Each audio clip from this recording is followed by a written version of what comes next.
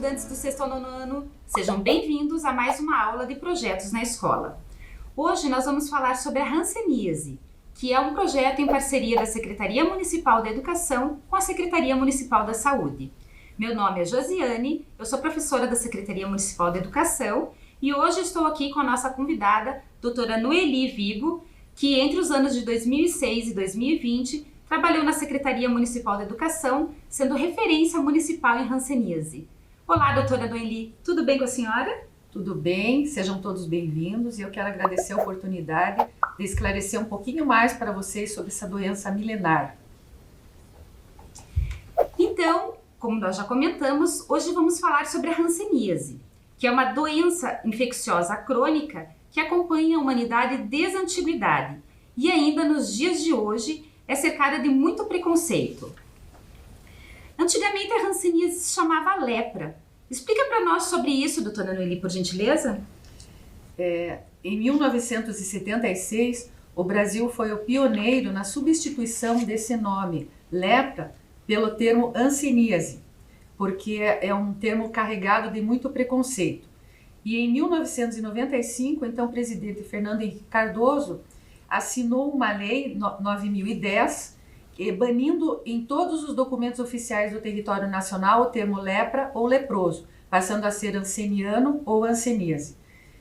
O Brasil foi o primeiro país no mundo a adotar essa denominação de hanseníase, e o que fez com que nós esquecêssemos um pouco dessa doença que acompanha a humanidade, e só enfatizando que o Brasil é o segundo país em número de casos no mundo de hanseníase, suplantado apenas pela Índia.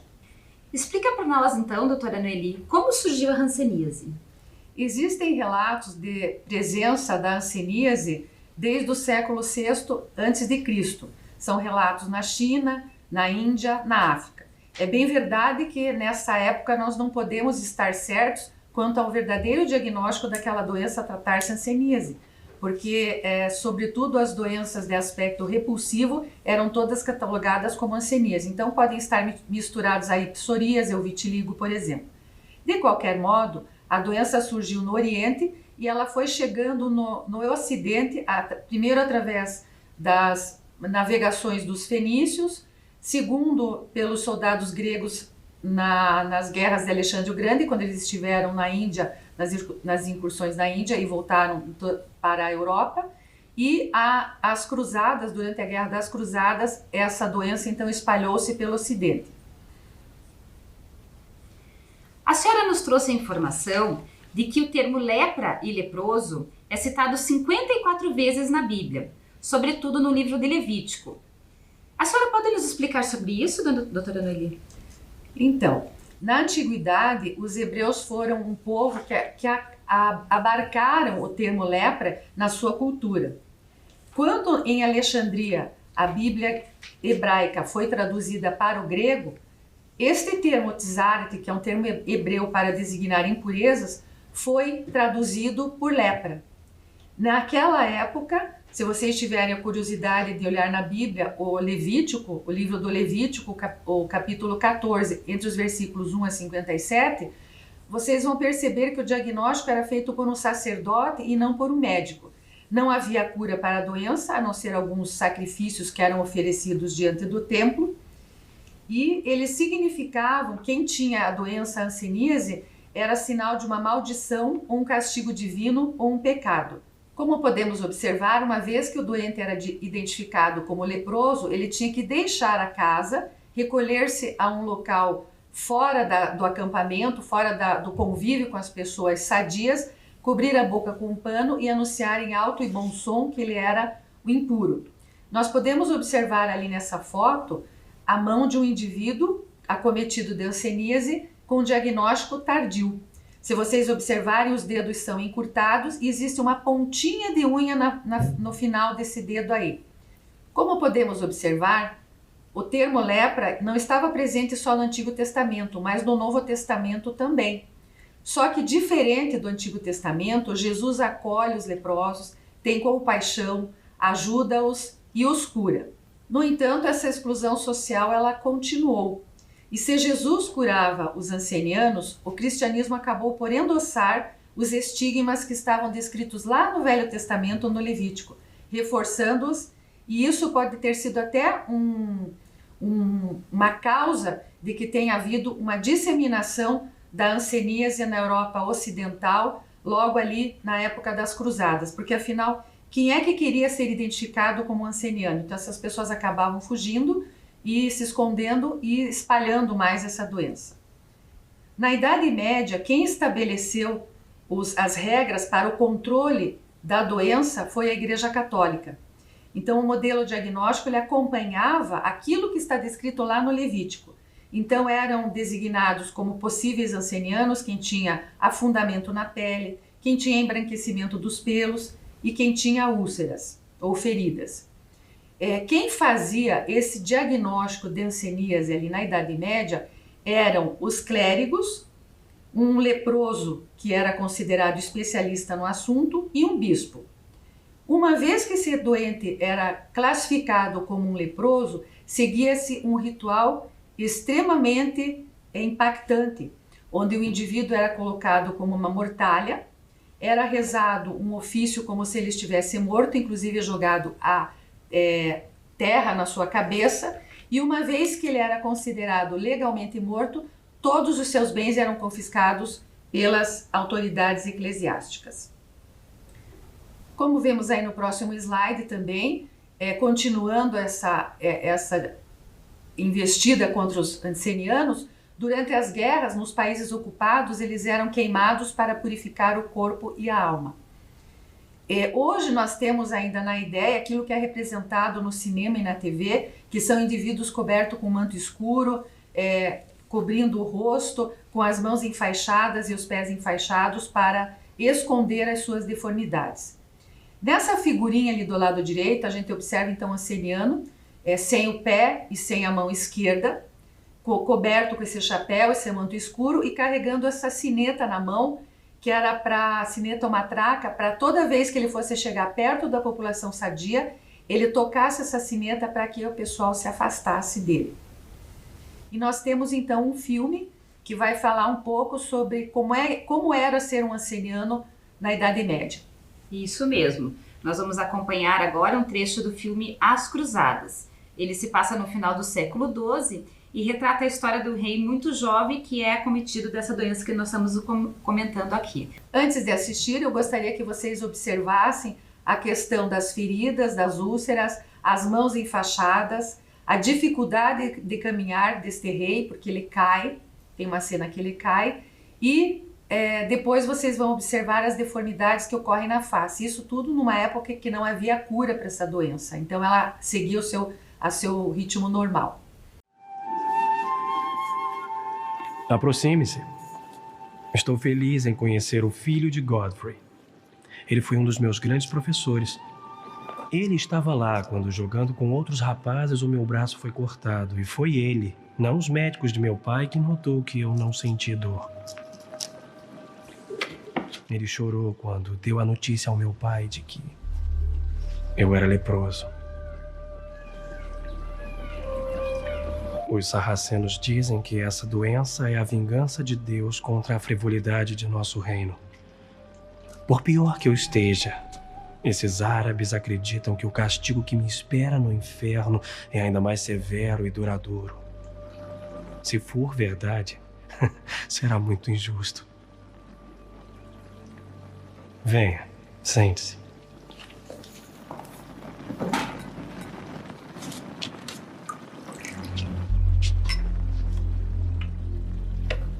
Quando eu tinha 16 anos, eu obtive uma grande vitória. Senti naquele momento que chegaria aos 100 anos. Agora sei que não chegarei aos 30. Me dará o beijo da paz.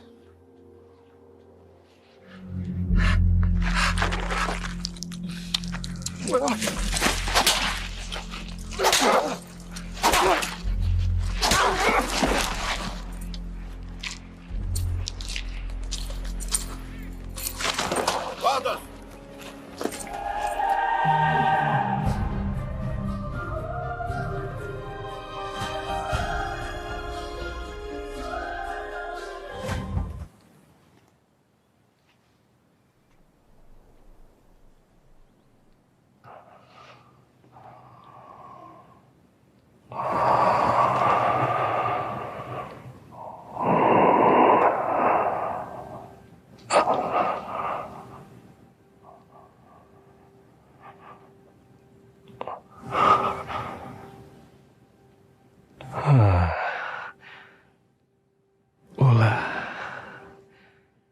Olá. Estava sonhando. Voltei àquele verão, quando derrotei Saladino. Lembra disso? Eu só tinha 16 anos. Você era um rapaz muito bonito. Sim. Você sempre foi muito bonito. Em todos os aspectos. Minha bela irmã. Tão bela. Lamento se lhe causei alguma dor. Lembre-se de mim como eu era. Lembrarei.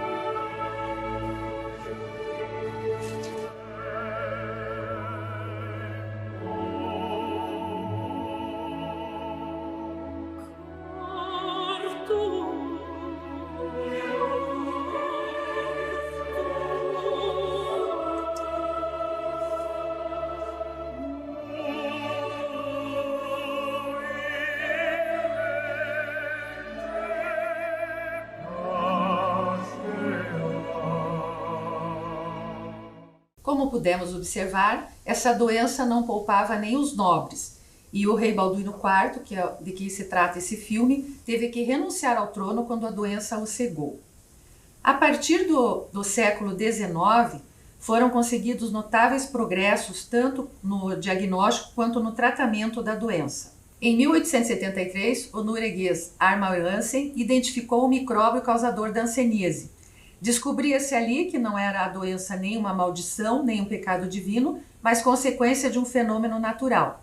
E diferentemente do que se pensava, a doença ela é pouco contagiosa e só após anos em contato com algum enfermo é que o indivíduo vai se tornar doente. No próximo slide, nós vamos ver então que começou a busca por descobriu-se que era um micróbio causador da doença, então começou uma busca para um tratamento. E o primeiro tratamento disponível foi, a partir dessa planta, a chalmugra, fazia-se injeções que eram extremamente dolorosas e pouco eficazes. Somente em 1981 é que a Organização Mundial de Saúde passou a recomendar uma associação de 3 antibióticos para o combate da doença, chamada poliquimioterapia ou PQT, que inclui as 3 drogas, a rifampicina, a dapsona e a clofazimina. O tratamento é prolongado, mas ela tem um percentual bastante alto de cura. Então explica para nós, doutora Noeli, o que é a hanseníase? Então a hanseníase, como nós pudemos ver, ela é uma doença infecciosa crônica causada por uma bactéria que se chama Mycobacterium leprae. Como ele tem uma forma de bastão, é também chamado de bacilo de Hansen. Esse bacilo ele tem uma predileção, ele gosta de afetar a pele, as terminações nervosas, os nervos que dão a sensibilidade e o comando motor para os braços, para antebraços, para a mão, para os pés, para as pernas e também para os olhos. O período de incubação dessa doença é bastante prolongado, em média de 2 a 5 anos, mas podendo ser até mais de 5 anos. E vamos lembrar que o período de incubação é o período compreendido entre quando eu entro em contato com essa bactéria até eu apresentar os primeiros sinais e sintomas dessa doença. E como é transmitida a hanseníase, doutora Noeli? Então, isso é muito importante, porque isso depois nós vamos ver que vai ser importante lá no controle dessa doença. A hanseníase é transmitida de pessoa a pessoa por um doente que seja da forma contagiosa, que seja bacilífero e que não esteja em tratamento. Esse indivíduo doente, ele vai eliminar os bacilos quando ele fala, quando ele espirra, quando ele tosse, pelo ar da respiração. E então explica para nós, doutora Noeli, Todos os doentes que têm a hanseníase transmitem a doença? Então, nós temos duas formas de hanseníase. Uma que é considerada paucibacilar, que tem poucos bacilos, e outra que é da forma multibacilar, que é o paciente que apresenta muitos bacilos. Quem é contagiante são os pacientes da forma multibacilar, e são aqueles indivíduos que apresentam muitos caroços, muitas manchas na pele, mas é importante frisar aqui que só os pacientes multibacilares que transmitem a doença são aqueles que não estão em tratamento ou que abandonaram o tratamento. Mas então, todas as vezes que entramos em contato com uma pessoa doente, também eu pego a doença, doutora? Não, nem todos os pacientes que convivem com um paciente bacilífero vão apresentar essa doença. Inicialmente é necessário um contato íntimo e prolongado, que são as pessoas que comem, dormem, vivem na mesma casa com o doente da forma bacilífera. E felizmente, uma grande parte da população apresenta uma resistência inata ao desenvolvimento dessa doença. E é importante frisar que 90% das pessoas são resistentes à doença. O que acontece comigo se eu convivo ou se eu convivi com alguma pessoa de forma contagiosa e que ainda não está em tratamento para hanseníase, doutora Noeli? Bom, como eu já frisei anteriormente, só 90% das pessoas são resistentes, então quer dizer que aquele indivíduo que está convivendo na mesma casa, que é considerado um contato do paciente de hanseníase, ele vai receber esses bacilos através das vias aéreas respiratórias superiores e ele vai eliminar, 90% dos pacientes vão eliminar esses bacilos e não vão adoecer. Somente uma em cada 10 pessoas é que vai tornar-se doente. E como que ele vai apresentar essa doença daí? Ele pode evoluir para uma forma com poucas bactérias, poucas lesões, é um paciente que não é da forma contagiosa, que nós chamamos de paucibacilar, ou se ele não tiver uma resistência imunológica boa específica para o Mycobacterium leprae, ele pode desenvolver muitas lesões e ser com muito bacilos e ser então um indivíduo da forma contagiante. Então, doutora Noeli, como eu posso suspeitar que eu estou com essa doença? Então, a manifestação mais precoce da hanseníase são manchas mais claras do que a pele normal, que nós chamamos hipocrômicas. Essa mancha tem uma característica toda própria.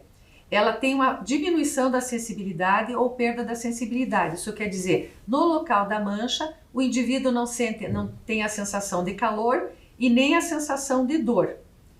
Essas manchas podem ocorrer em qualquer parte do corpo, como as costas, região glútea, pernas, braços, podem surgir também na face.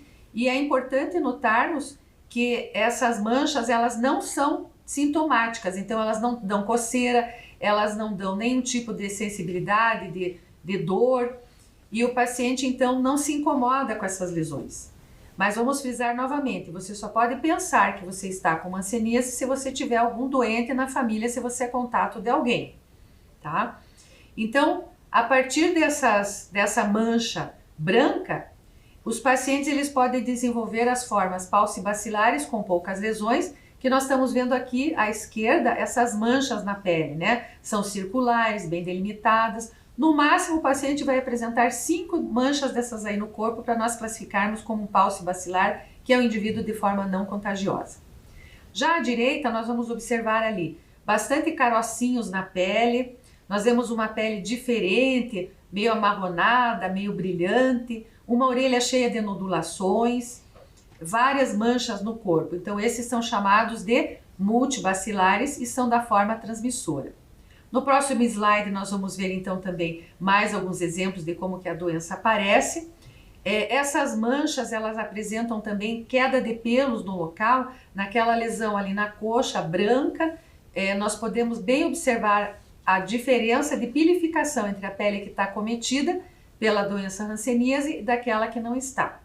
Aí nós vemos outras lesões nas costas, na coxa, nos antebraços, apresentando caroços, ali no tronco, fazendo quase como um mapa geográfico, né? Então aí nós temos tanto pacientes das formas multibacilares como paucibacilares misturados aí nesses slides.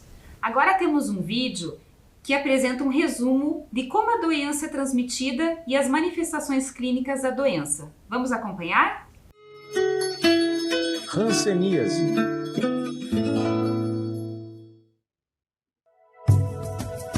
Historicamente conhecida pelo nome de lepra, a hanseníase é uma das mais antigas doenças que atingem o ser humano.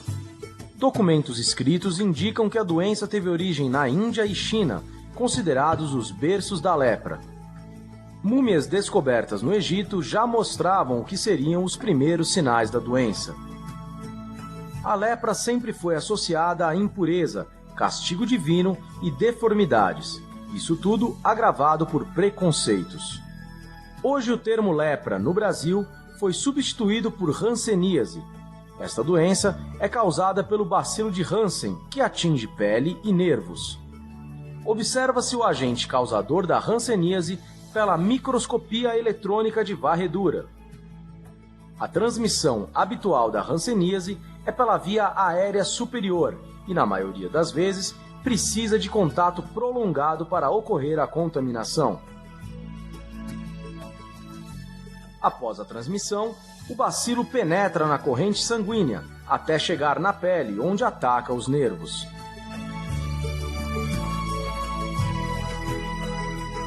Durante a etapa inicial, a doença pode determinar o surgimento de mancha clara na pele.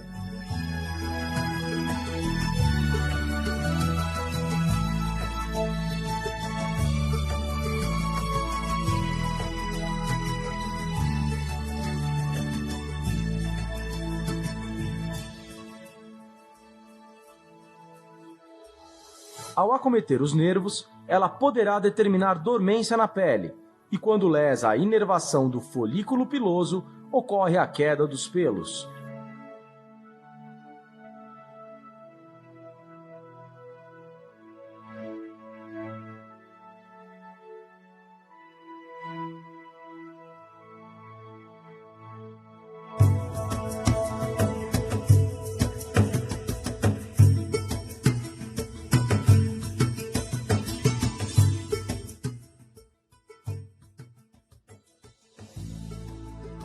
O comprometimento dos nervos das glândulas sudoríparas determina a redução do suor, deixando a pele nesse local mais seca.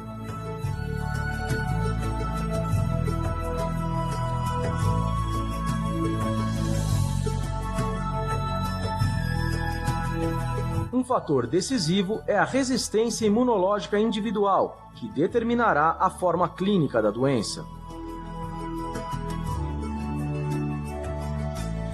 Existem formas com poucos bacilos e lesões localizadas, mas também formas mais graves com lesões disseminadas e muitos bacilos. Essa classificação é importante, pois definirá o tratamento a ser utilizado.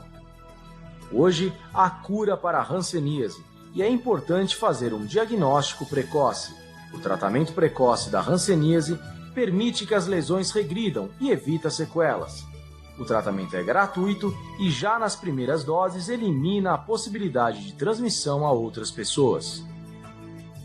Então, doutora Noeli, se é uma doença da pele, explica para nós por que se fala que a pessoa vai perdendo os pedaços. Bom, então nós falamos do acometimento da pele, mas também falamos lá no início, na definição da doença, que essa bactéria gosta dos nervos que dão a sensibilidade e a força muscular para mãos, antebraços, pés, pernas e para os olhos também.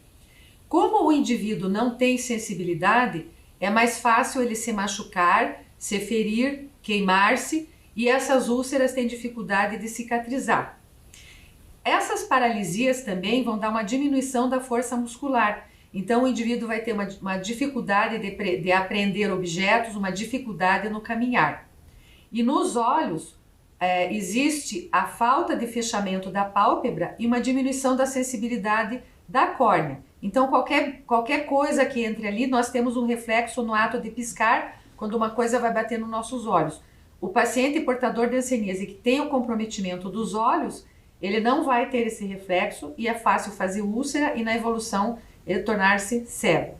No próximo slide, nós vamos observar algumas manifestações desses diagnósticos tardios e da evolução das paralisias. No slide da esquerda, nós temos então um paciente que apresenta a mão extremamente atrófica, extremamente emagrecida pela falta de musculatura, atrofia muscular, os dedos flexionados. Essas flexões elas são definitivas, esse paciente não tem mais a capacidade de esticar os dedos. Essa paralisia é resultante do comprometimento do nervo ulnar e do nervo mediano, e vocês podem imaginar a dificuldade de preensão desses indivíduos com hanseníase. Então, é para pegar objetos, para comer, para fazer a sua higiene pessoal. Já essa ferida na sola do pé, ela é resultante da paralisia do nervo tibial posterior. Este nervo é importante porque ele dá toda a sensibilidade para a sola dos pés. O paciente que não tem sensibilidade na sola dos pés, ele vai calçar um sapato, não sabe se o sapato está apertado, se está fazendo uma bolha. Nós tivemos caso de um paciente que tinha uma taxinha, um prego enfiado no seu sapato e ele não percebia, ele veio consultar por causa da ulceração. Esse nervo também é responsável pelos dedinhos dos pés ficarem retos no chão. Quando ele sofre a paralisia, esses dedinhos ficam encurtados, ficam flexionados e é mais fácil do paciente fazer também feridas nas pontas dos dedos e calosidades. É extremamente incapacitante um paciente com uma perda da sensibilidade plantar, porque tem que tomar muito cuidado com os pés para não se machucar. Naquele outro slide dos pés inteiro, que a foto está com o pé que a gente chama caído, é resultante da paralisia do nervo fibular. Esse nervo fibular ele é responsável pelo nosso ato de caminhar, de dobrar o pé quando a gente vai fazer a caminhada. Quando o paciente tem esse pé caído, ele tem que fazer esforço de levantar o pé e na caminhada ele joga esse pé para frente e vai acabar batendo no chão, fazendo então microfraturas. Essas microfraturas elas vão dar as famosas reabsorções ósseas. Nós já vimos aí nesse slide do pé que existe uma reabsorção dos dedinhos já dos pés e por isso que se dizia que o paciente perdia pedaço. Na realidade, chamei a atenção de vocês naquele slide da mão que os dedinhos estavam encurtados, mas as unhas preservadas. Então o dedinho vai encurtando, o paciente não perde pedaço, né? Isso é um conceito popular e algumas vezes eles fazem gangrena e é preciso de amputações também por causa da ulceração. Não é a doença hanseníase causando daí essa lesão, é uma lesão secundária porque o paciente não consegue se cuidar por causa dessas feridas e ele vai fazer uma infecção bacteriana por outros tipos de bactérias. É isso que nós queremos evitar. No nosso país, principalmente na cidade de Curitiba, nós temos bastante casos de grau avançado de diagnóstico tardio. E ali na direita, a última foto, que é a da face, a gente vê um paciente que não consegue fechar a pálpebra. Ele está então com uma paralisia de nervo facial. E adicionado a essa paralisia de nervo facial, se tiver um comprometimento do nervo trigêmeo, ele não tem a sensibilidade ocular. Então o olho fica seco, não produz a lágrima. Ao fechar os olhos no dormir, o olho fica aberto, então ele acaba fazendo olho seco, pequenos traumatismos, que é como se fosse uma terra seca, e ele vai acabar evoluindo para a cegueira também. Nas formas multibacilares com diagnóstico extremamente tardio, o próprio bacilo pode causar lesão do olho também. E felizmente isso tem sido pouco frequente no nosso meio, o comprometimento ocular. Se pensarmos que na Idade Média, que nós vimos lá aquele rei, ele ficou cego, ele não tinha sensibilidade das mãos e dos pés, a extrema solidão a que essas pessoas são submetidas, porque os olhos dos cegos são as mãos. E nós temos aqui perda de sensibilidade, então não tem nem como o paciente identificar o que ele está tocando. Então é uma doença muito difícil, né? Era como se o paciente tivesse morto em vida. Mas essa doença, ela tem tratamento, doutora Noeli? Felizmente ela tem tratamento.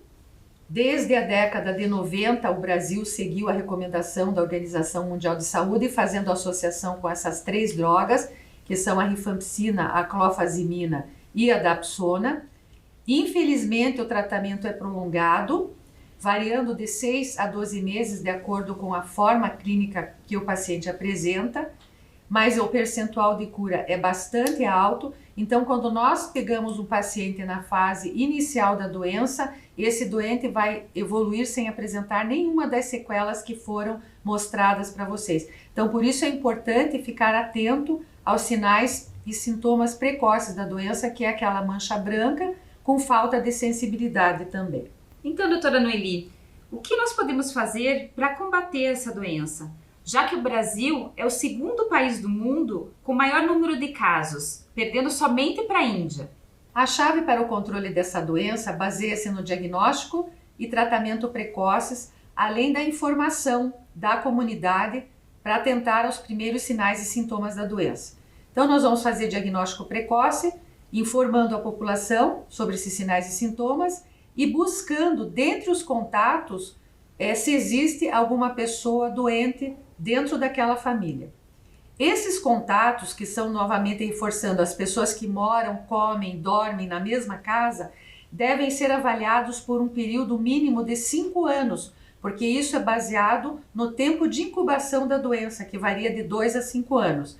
Então, esses contatos sendo examinados, nós podemos descobrir uma fonte bacilífera dentro daquele contato, ou nós podemos, no acompanhamento, encontrar uma pessoa que vai desenvolver essa doença ao longo dos anos.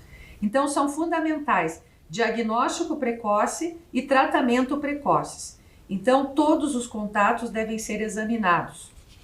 E espero que vocês levem para casa, então, essas imagens sobre as manifestações clínicas das doenças, para quando vocês tiverem alguma suspeita, possam, então, encaminhar para que esse paciente seja examinado. Lembrando que o paciente não deve acreditar que ele não tem nenhuma mancha, porque a pessoa não consegue observar direito a parte posterior do corpo, existem áreas mais difíceis de serem visualizadas e às vezes a mancha ela é bastante sutil, é só tirando a roupa com uma iluminação boa que você vai observar. Então lembrar que a hanseníase gosta também das costas, das áreas frias do corpo, né? Então as costas é mais fria, é um lugar que tem bastante manchas também. Como vocês podem observar no próximo slide, a Secretaria Municipal da Educação é parceira do projeto da hanseníase com a Secretaria Municipal da Saúde com relação aos Objetivos de Desenvolvimento Sustentável, com os objetivos número 3, saúde e bem-estar, e objetivo número 4, educação de qualidade. Doutora Noeli, então deixa para nós uma mensagem final para os estudantes e para suas famílias sobre a hanseníase. Então, a primeira mensagem que eu quero deixar é a questão do preconceito. Ainda hoje, nossos pacientes enfrentam bastante preconceito, dentro das próprias famílias, inclusive, e algumas famílias ainda manifestando aquelas informações que tem na Bíblia. Então, dessa questão de pecado, dessa questão de maldição. Então, essa questão do preconceito, eu gostaria então que ficasse lá na Idade Média, que ficasse lá na Bíblia somente, porque hoje a hanseníase é uma doença atual, sabemos que ela tem cura, sabemos que ela tem tratamento e quanto mais diagnóstico precoce nós fizermos, menos sequelas teremos e acabar com esse problema de saúde pública que é a hanseníase no Brasil. Enfatizando que o tratamento está disponível em todas as unidades de saúde, é fornecido gratuitamente pelo Sistema Único de Saúde. Então não tem por que a pessoa deixar de se tratar. Então a minha mensagem é tratamento precoce, evitar o preconceito, ajudar os pacientes também a não terem autopreconceito, que isso também acontece, e que a doença tem cura. Basta procurar uma unidade de saúde e ser examinado na suspeita de qualquer um desses sinais.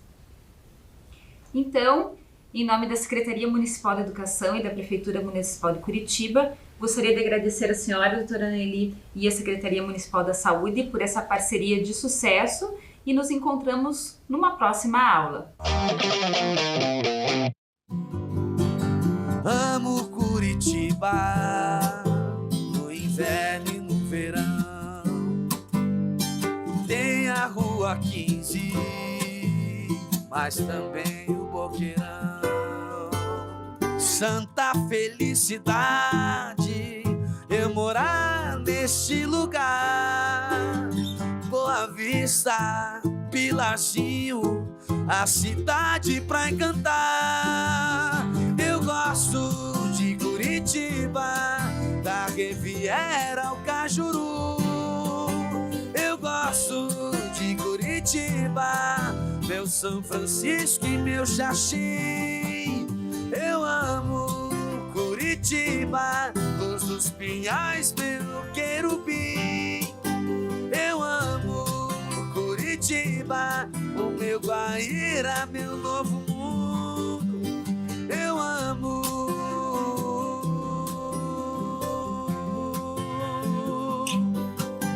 Curitiba.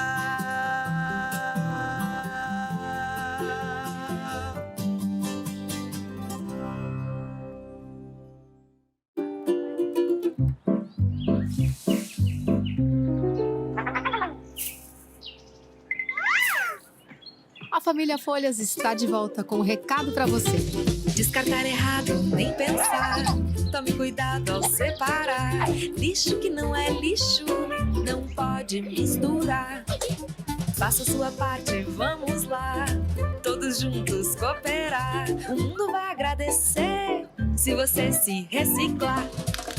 Lixo que não é lixo, não vai pro lixo. Separe. A família Folhas voltou para ajudar todos os curitibinhas a separar melhor o lixo. Esse é mais um presente no aniversário da nossa querida cidade. Lixo que não é lixo, não vai pro lixo. Separe. Prefeitura de Curitiba, 329 anos. Orgulho de ser.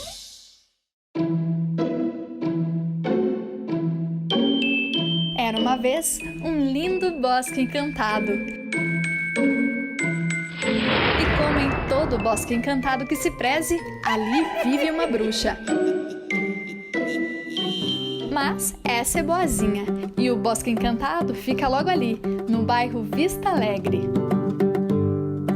O Bosque Alemão reúne beleza, cultura e diversão garantida para toda a família. O espaço foi criado pelo prefeito Rafael Greca, em homenagem aos imigrantes germânicos que se estabeleceram na cidade a partir de 1833. Logo na entrada do parque, destaca-se o Oratório de Bá, réplica de uma igreja presbiteriana do estilo neogótico que existiu no bairro do Seminário. Logo à frente, uma passarela leva à Torre dos Filósofos, que tem 15 metros de altura e é feita com troncos de eucalipto. De lá de cima, a vista privilegiada permite apreciar a beleza da cidade. Descendo pela torre, chega-se ao Caminho dos Contos, uma trilha cheia de paz e contato com a natureza. O caminho conduz o visitante até a Casa Encantada, uma biblioteca criada para promover o interesse das crianças pela leitura. Diariamente, dezenas de crianças visitam o espaço e participam da Hora do Conto, quando bruxas e fadas fazem uma leitura teatralizada de contos infantis. Ao fim da trilha, chegamos à réplica da Casa Mila. Construída no início do século, na rua Barão do Cerro Azul, representa um dos principais exemplares da arquitetura da imigração alemã. O Bosque Alemão é uma das paradas da linha de turismo e possui um quiosque gastronômico com comidas e bebidas típicas.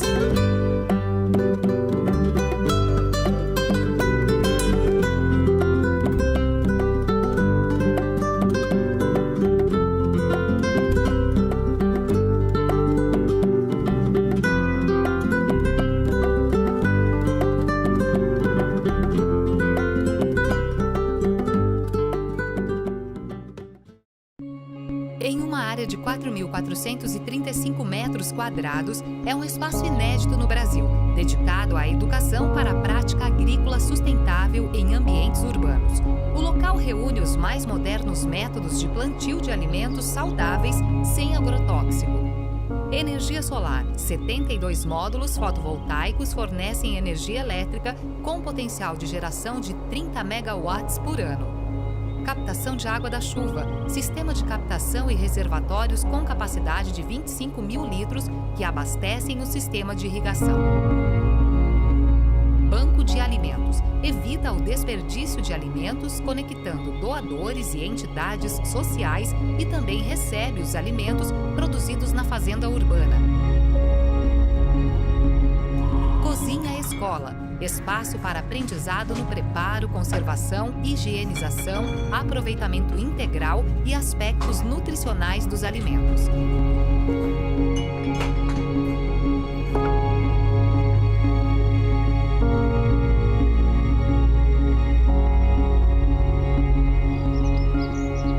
Compostagem e vermicultura, ensino de técnicas de decomposição de material orgânico que colabora com a redução do lixo e obtenção de adubo para a agricultura. Estufas, replicação de espécies, triagem de mudas e cultivo protegido para espécies mais exigentes em condições climáticas.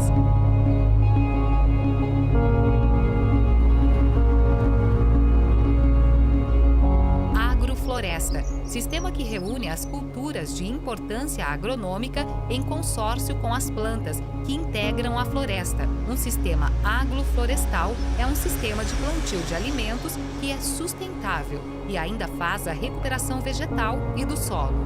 Paisagismo produtivo, jardim onde plantas comestíveis, ornamentais e repelentes integram-se em harmonia. Área de canteiros. Canteiros executados com diversos materiais, formas e tamanhos para representar as várias possibilidades de agricultura no ambiente urbano. Espiral das sensações. Um jardim de plantas, flores, temperos, chás e plantas alimentícias não convencionais que proporcionam uma viagem sensorial. Canteiros de cadeirantes, área acessível para proporcionar ao cadeirante uma experiência plena de agricultura.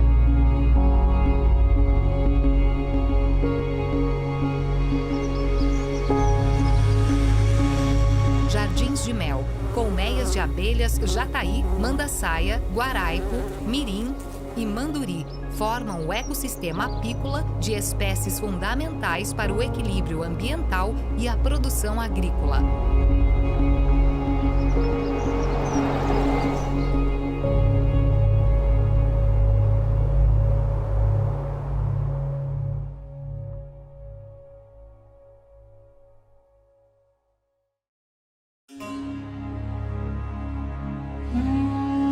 Para quem gosta e quer conhecer a história da civilização do Antigo Egito, Curitiba é o lugar. No bairro do Bacaxiri, a Ordem Rosa Cruz mantém um complexo que, além dos edifícios imponentes, conta com o Museu Egípcio, formado por objetos relacionados ao Antigo Egito, possuindo peças que contam a história dos faraós, da religião e do cotidiano daquela civilização. O Museu Egípcio, ele tem, na verdade, um museu de réplicas e que trouxe hoje para a população de Curitiba, a cada 2 anos, na verdade, uma exposição com um determinado assunto sobre o Egito Antigo. As pessoas tendem a pensar que o Egito Antigo eram somente aquelas grandes construções, mas nós esquecemos que foi uma civilização muito grande e que perdurou por cerca de 5.300 anos. E o passeio já começa pelo lado de fora, onde a própria arquitetura dos edifícios já nos remetem ao Antigo Egito. E você pode passear, inclusive, nesta alameda aqui, cercada de esfinges. As réplicas dos objetos relacionados ao Antigo Egito, cujos originais são conservados no acervo de diversos museus europeus, egípcios e norte-americanos, são fiéis. Esses objetos relacionam-se a muitos aspectos da vida daquele povo, assim como sua organização social, sua religião e sua política. Mas a peça mais importante do Museu Egípcio é a múmia original de uma dama egípcia chamada Thotmea, que possui cerca de 2.600 anos. Ela está na coleção do museu desde 1995. A parte final da exposição é a múmia Thotmea. E o incrível é que a múmia Thotmea ela tem o sarcófago, que é uma réplica também, é uma cópia.